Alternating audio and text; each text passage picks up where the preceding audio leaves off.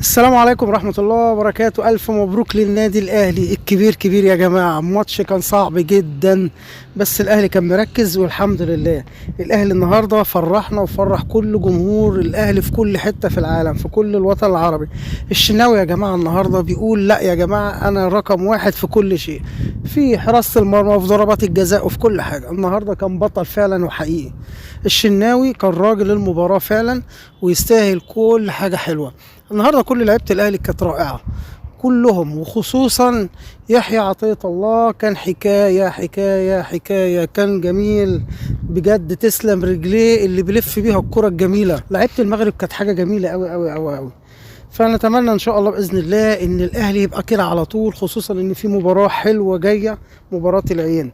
ولسه كمان النجم اشرف داري ما يخش مع توليفه الاهلي، هيبقى حاجه جميله قوي. وفوق ده كله كمان يوسف ايمن صخر الدفاع جامده جدا. ده النجم اللي لسه ما حدش واخد باله منه طبعا، لان ده اسطوره. فالنهارده الاهلي عمل كل حاجه حلوه في الكوره، عمل ماتش يا جماعه. الشوط الاول حكايه حكايه، في تاخير جدا في التغييرات، لكن النهارده الاهلي كان رائع. كل المراكز النهارده كانت جميله. النهارده ياسر ابراهيم اسطوره، ما ينفعش الراجل ده ما يكونش في المنتخب يا جماعه اصلا. ياسر ابراهيم حكايه حكايه حكايه، صخر الدفاع ما شاء الله عليه ومركز.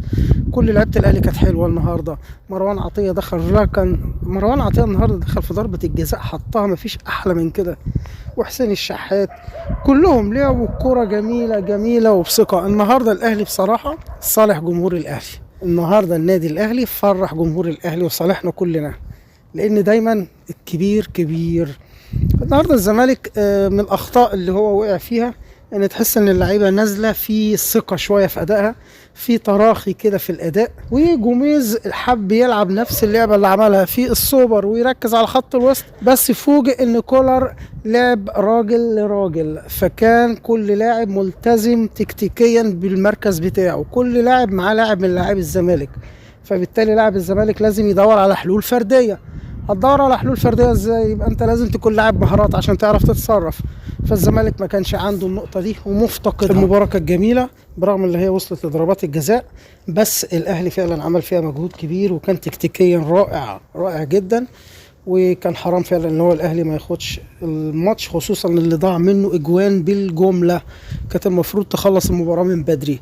عشان كده بنقول الف مبروك للنادي الاهلي، وان شاء الله يركز في المباريات اللي جايه ويفرحنا من نجاح لنجاح، زي ما الاهلي عودنا ان دايما الكيرف بتاعه بيبقى ايه، طالع طالع للسحاب.